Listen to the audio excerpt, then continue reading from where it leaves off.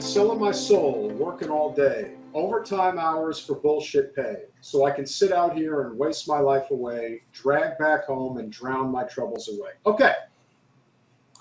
That's correct.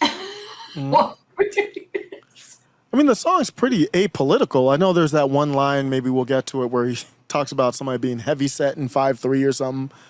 But it's a damn shame what the world's gotten to for people like me and people like you. Wish I could wake up and it not be true, but it is, oh, it is. I don't think you should be allowed to read this. I think that if you're going to do it, you should have to sing it. Living in the new world. No, don't. With an old soul. These rich men north of Richmond, Lord knows they all just want to have total control.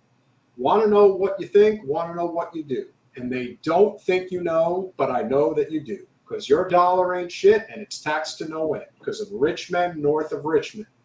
You needed something, it will never end. Something like that. I don't know how you missed that. I don't think I don't know that you're a songwriter. I haven't tried. I know, but I don't think that. You just have no faith in my ability. Okay. I wish politicians would look out for minors, not just minors on an island somewhere. Okay, so there's the line. There's that line of controversy where we know who he's talking about. Do we? Yeah, he's talking about Jeffrey Epstein. But that's apolitical, right? Okay, I see what you're saying. Yeah. Is that political? That's not political, though, is it? I don't find that political. I don't think so, but I can certainly see where they saw that line and they thought, oh, we got to take. Now, I don't think it's political. That's I think it's stupid because I think you can simultaneously look out for minors and minors. So, like, to me, that's a straw man thing to say. And again, I don't have a problem with either. I think both of those things should be dealt with. Yeah, that's what he's saying. Yeah, he's saying, I wish they would look out for minors and not just the minors. He's playing just like Richmond and Richmond. He's doing that play on words. But I think, Peter, you're right. If you want to know why everyone went after this song, the media at least, corporate media, it's probably that line right there. And the obese milk and welfare. Lord, we got folks in the street, ain't got nothing to eat. And the obese milk and welfare. Okay, so this is the section right here, and I'm going to finish it. Well, God, if you're 5'3" and you're 300 pounds, taxes ought not to pay for your bags of fudge rounds. Young men are putting themselves 6 feet in the ground because all this damn country does is keep on kicking them down. Okay, so here's the thing. If you're going to talk about what it's like, and hold it for a second, Colin. No. I want that back up again. One second. I'll scroll it for a second. So what you have here, which is important to remember, yes, we have a welfare problem in this country, but what you're not talking about is the fact that in these particular communities, whether you're talking about the most urban of urban black communities or the most rural of rural white communities, if you go into town and you try to get food, what kind of food are you typically going to find? Crap. Yep. Crap. You're going to find the type of food that makes you 5'3" and 300 pounds. It's right. It's not, and that's why I don't like that, because I feel like it puts all the onus on every individual when in fact we are systemically being poisoned, especially in vulnerable communities. They have easier access to ding dongs than an apple. And so this is part of what I'm talking about. Take it another step. You know, we talk about the biggest conglomerates that are subsidized in this country: big oil, big pharma, and big agriculture. Yeah. And so in the case of big agriculture, you're talking about it costs so much less money to eat crap like fast food, right, than it is to actually have a farmer's market in town where you can get fresh fruits and vegetables, where you can get healthy food that you can cook for yourself, meal prep, all those things that can help you along the way. But that takes time, and that requires more money, whereas eating junk allows you to do it on the cheap. I bet it could be done if they would just stop subsidizing big ag and actually allow it to be competitive. People have said that they'd pay more for products that are made in a fair way, products that are, I mean, so there is that to be gained. But the problem is that our government is subsidizing the wrong way of doing things and complete monoculture. So that is why we only have shit food in little convenience stores instead of like nice markets. And also good supermarkets, high-end supermarkets, produce markets don't want to open in poor neighborhoods because it's not as profitable for them. So instead of the government subsidizing big ag, why aren't they subsidizing supermarkets so that they can actually be in neighborhoods where it is needed as a service? Not everything is about profit. That's the problem. That's the problem. And it is not profitable for a Whole Foods to be in Liberia here. That's our, that's the neighborhood. It's like, that's not profitable. But if they got subsidized, if you're subsidizing somebody, why not subsidize to put healthy food in the neighborhood? And I guarantee you that the conservative talking heads that do this for a career, the Shapiros, the Owens, I mean, don't even get me started on PragerU. Matt Walsh. Matt Walsh, one of the worst. This, to me, really speaks to what the real problem here is. You had a very good point to this song, but you decided to make it partisan at the last minute when that wasn't necessary. Not even that, but what's interesting to me is he's literally talking about kicking them down, but what he's doing in that same sentence is kicking down to somebody else. So I find that kind of ironic. Now, I think that's fair. Probably obese and has welfare, but I don't think that welfare works the way most people think it does.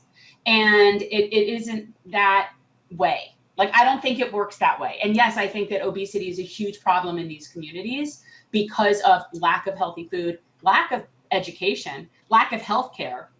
So there's all these like intersecting issues. So I just find that is kind of kicking down. Yeah, I think that's fair criticism. I still like the song. I still think it's a song that we really could come together But I agree that can be definitely viewed as divisive. Yeah. The welfare I mean, look, everybody, the whole working hard, getting treated like the government not taking, that is all accurate. We're all in that boat together. So then I think it's when you then highlight one particular person that is like a straw man of a caricature of the worst of what we have. But the truth is for every person there's probably 100 people that need help that aren't getting the help that they need. So, and that's always my mindset. And that's the problem. I think of when I see a homeless encampment and the police in what they're doing for their work is bulldozing homeless encampments to get rid of them, and they have nowhere else to go. And it's like, this is the kind of stuff that I'm thinking about. It's like, these are not the source of our problem. This person, the 300-pound person on welfare, they're not the cause of our issues. No. That is not the source of our problem any more than homeless people are a source of a problem. The problem is the people at the very top. It's the that system. They're causing Correct. immense amount of plight in this country. A prime example, and I agree with you, Osiris. Overall, I do agree with this song. But he cannot help himself by going down that path, which allows him to endear himself to that concern. Again, it's no different than the Russiagating, Looney Tunes on the liberal side of politics. We know what the code words are that push the button, that get people to say, okay, now you're one of us. Now you're on our team. You are protected by our side. No, the point of this song is that the economic system in this country is broken. And if this guy is where I think he is, which is Southwest Virginia, he is well aware of the crises that exist in Appalachia and what people have to deal with, like the Mountain Valley Pipeline. Like, that's just one example, but there are many. Through Southwest Virginia, West Virginia, Tennessee, Kentucky, the Carolinas, down to Georgia, people are going to suffer even more. This is an anthem for those people. The only problem is that when he's talking about the person who's 5'3" and 300 pounds, guess what? There's a lot of people that share his sentiments that are like that are stuck in a living hell that they don't want to be a part of. And when somebody in our chat, don't know who this gentleman is, welcome to the show, Zach Plyler. There's no way in hell the best food these people have are fudge rounds. No one is saying that the best food they have is fudge rounds. What we are saying is that the options for them are not anywhere near what they need to be in order for somebody to be able to. It's processed food and fast food. The neighborhoods that are vulnerable are processed foods, and fast foods are infinitely more handsy. Also, I don't like that. And the point I would, I don't like that. I side with the song on those lyrics, but the thing that I do see is that, like, I agree with you, is that person is not the adversary. Right. So you're kind of using them to make fun. You like get a funny line in there, kind of almost making them sound like they are the adversary. But your song is "Rich Men North of Richmond," so that's not who that is. So it is somewhat contradictory. I agree. I mean, it's not up to him to try to bring people together, but yeah, that is definitely what is good to learn is that certain things I didn't even think of it. Believe it or not, I didn't even think about it the first time I heard it. Like it would be triggering to, not triggering, but you know what I mean, like off-putting to certain people. But I think what we can see is I would rather not be off-putting to people where we can rally together than put that line in a song. That's just for me. Friend of the show, Metalopoly.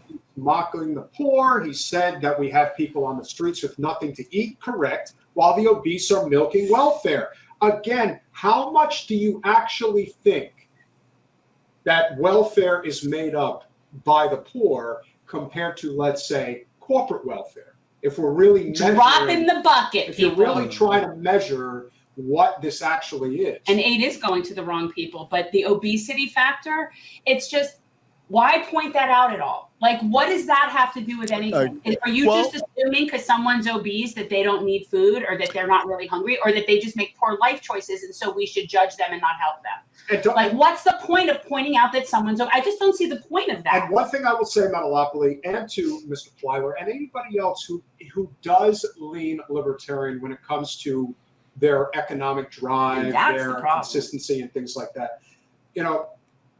I agree that it is a psychological deterrent to be around people that you would consider to be drags on society, that are not, let's say, motivated, that are not hardworking, that you walk into, let's say, a supermarket, as I have done many times in Florida, and I see a young woman with 3 children and she is at the front line with the EBT card. I get it.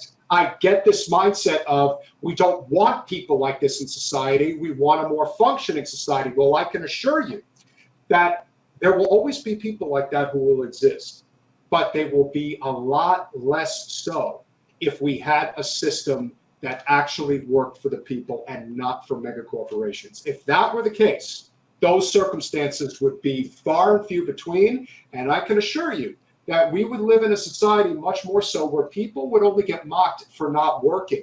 We live in a society today where people get mocked and told that their job isn't good enough, which is insane. Well, or it's not worthy of a living wage. That for some reason, if you're the garbage collector or you're the custodian or whatever job that somebody finds is not worthy of a living wage, even though it's a job that we want done.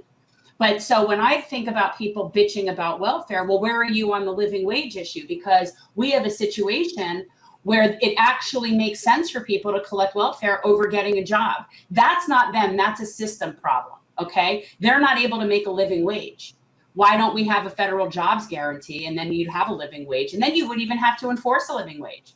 It would just exist by the nature of having a federal jobs guarantee. So a lot of things we can do to solve the problem. But individual welfare comes nowhere near corporate welfare. So just step off with that. And here's the thing, Osiris, and this is the thing. I don't know if that was the dog whistle thing, though, in it. Well, here's where I stand.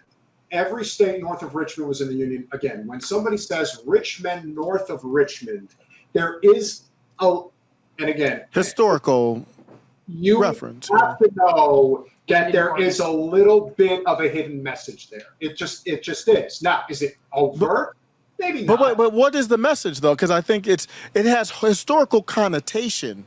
But when you listen to the song, I don't think he was trying to make the connection there. I don't either. You can't. If I thought that, I would say I really don't. I think that more is. I think. Look, is there a Southern heritage where in their minds they draw the line at Richmond? Okay, them are the Yankees, and this is that. Yeah, I do. I think there probably is that sort of heritage, and that to him it's just the Yankees up north. But and I'm okay with that because I grew up in Florida and I'm very familiar with that. And so, but it wasn't. I don't think in any way a racist. I don't think so. No, like that wasn't in any way. Okay. No. what I am saying though is that it is a signal to the South. Like I do think that there is an element of, it's the Yankees in DC And Metalopoly makes a good point. New York. Yeah, well, that's what I just said. I said I'm talking about DC. That's what I'm saying.